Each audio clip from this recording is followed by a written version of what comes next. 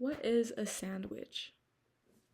This seemingly simple question has been asked and answered by thinkers and philosophers forever in an attempt to connect easier to one of the deepest discussions in Greco-Roman philosophy, Plato's theory of forms.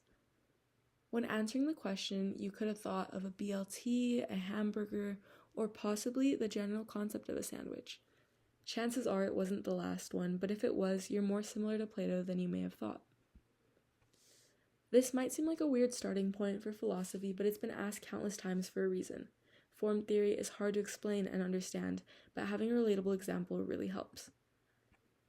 Plato believed that everything in the physical world is an inexact mimicry of an ideal truth, what he called a form.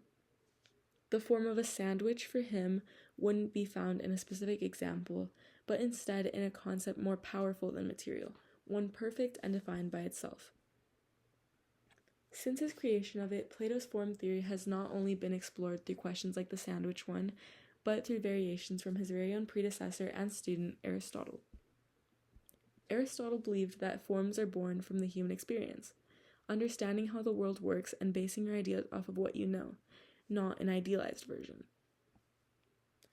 As a product of divorce, I can see the appeal of Plato's version.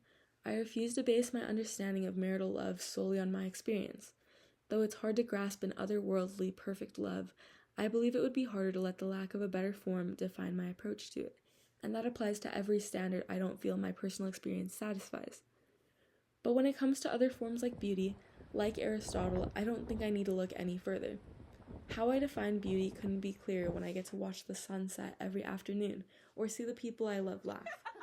I can understand the desire for a better guideline in some parts of my life, like Plato would suggest, but the world we live in is capable of presenting good influences, and I want to trust in my human experience the way Aristotle would. Picking and choosing when to use which philosophy may not be the most systematic, but it's how I'm choosing to live what I believe will be my best life.